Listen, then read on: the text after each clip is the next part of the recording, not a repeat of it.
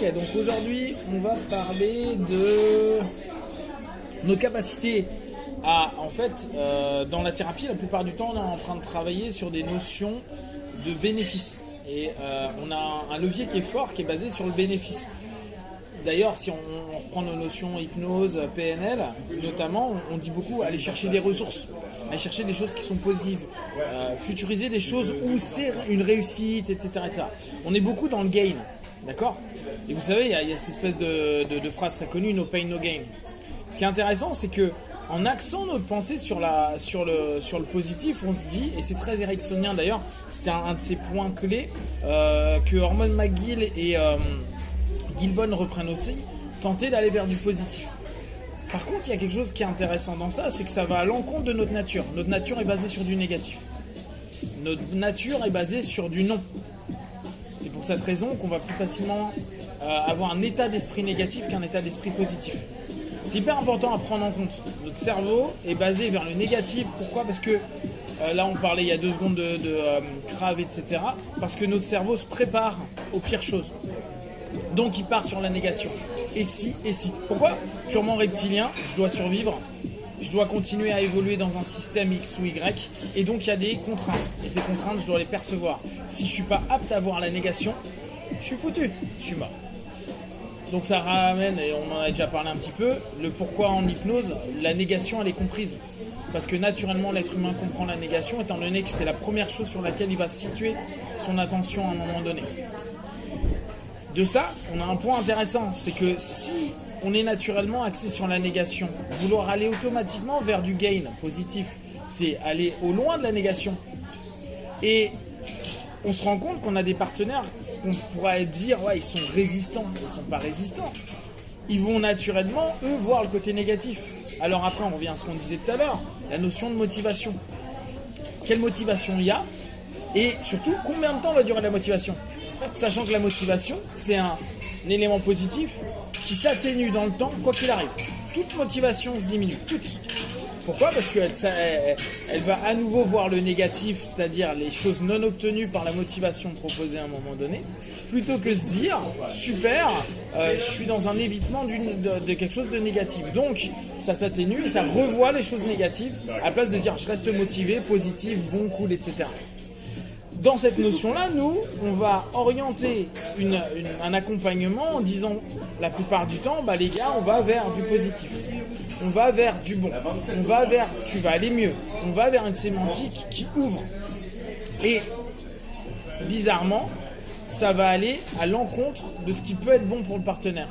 Parce qu'il va se bloquer, il va créer lui-même un cheminement vers du négatif et il va trouver des fuites.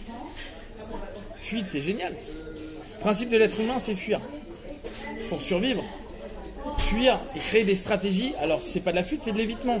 J'évite l'ours pour aller le choper par derrière, le niquer sa race, pour le casser en deux, en fait. Donc, à ce moment-là, l'évitement, c'est un truc très bon. La fuite, c'est un truc très bon. Mais regardez comment, quand on a un partenaire en évitement, on a envie de lui en foutre une et dire « Hey mec, c'est là, regarde, observe. » Mais naturellement, on va vers la fuite. Pourquoi ? Parce que nous, on est axé vers gain, pas vers pain. Mais l'être humain, il va vers négatif. En fait, qu'est-ce qu'il veut à longueur de temps ? Il veut créer un évitement de sa souffrance. Il ne veut plus souffrir. Il ne veut pas aller bien. C'est important comme notion. Parce que nous, ça fait super longtemps, en tout cas, moi, de ce que je lis, que je comprends un tout petit peu, que on nous dit, les gars, il faut que vous axiez vers ce qu'ils peuvent avoir changé, transformé, en gros aller dans leur état projectif fantasmatique, qui est souvent beau, génial et super, et les faire aller bien. Parce qu'en plus, les faire aller bien, c'est une suggestion positive. Mais en réalité, notre cheminement devrait être éviter qu'ils aillent mal. Et là, éviter, on revient dans le principe d'évitement.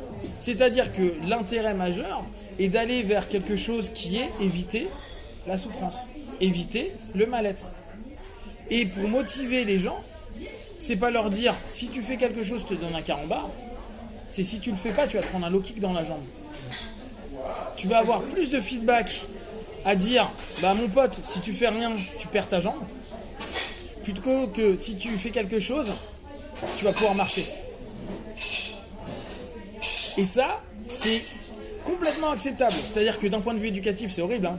Si tu dis à un enfant,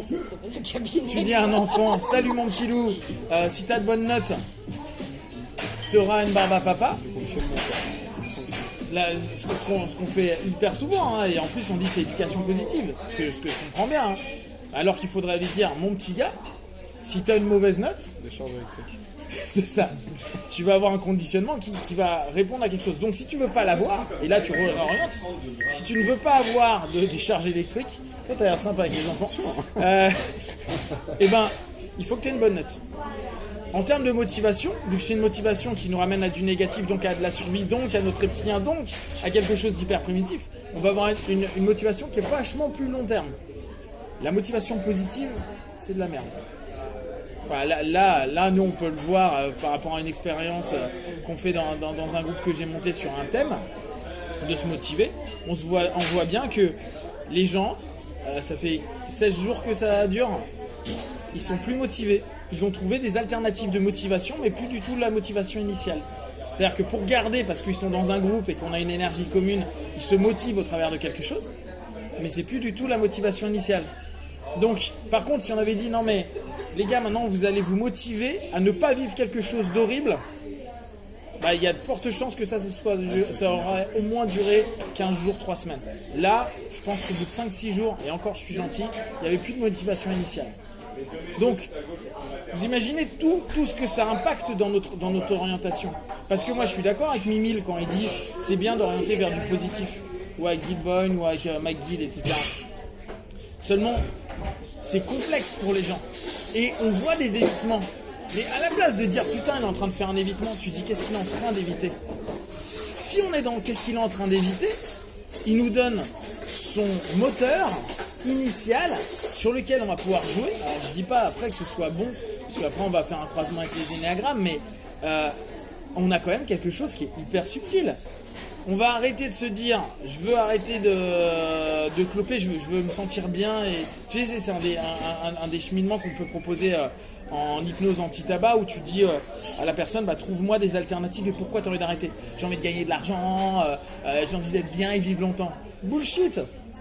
Enfin, c'est bien, mais c'est de la merde en fait. Vaut mieux le motiver à dire ouais, tu veux surtout éviter de crever comme une merde, comme tu as pu voir ton meilleur pote il y a 15 jours avec un cancer en train de truc, ou vivre une chimio de merde où tu vas dégueuler dans tous les sens. Et je sais pas si vous vous souvenez, il y a quelques années, il y avait un débat là-dessus. Est-ce que vous faites dégoûter la cigarette à quelqu'un, tu sais, aller vers du négatif? Mais dégoûter la cigarette, c'est pas une motivation d'évitement intéressante. Par contre, faire plonger la personne dans une maladie horrible, la faire souffrir pendant la séance, j'exagère le trait, mais globalement, et dire ça, t'as envie de l'éviter, non? Non, parce que tu vas voir tes enfants crever, ou tu vas voir, parce qu'à cause de toi, là, t'es en train de foutre des trucs de merde dans...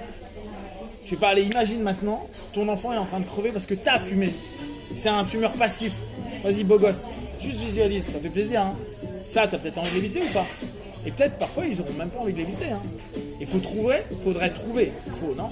Et ça peut être intéressant d'aller trouver quelque chose qui va justement faire qu'ils vont créer un évitement. Si on utilise l'évitement et la fuite comme un élément positif du cheminement thérapeutique, on va pouvoir ouvrir énormément de choses. Plutôt de se prendre la tête à dire bon, trouvez des choses qui vous feraient du bien par rapport à les ressources. Les ressources c'est cool, mais au bout du compte, c'est hyper limitant. Parce que les ressources, elles fonctionnent pendant un laps de temps limité. Tu sais, c'est le changement d'état de Grindr. Ça marche pendant un laps de temps.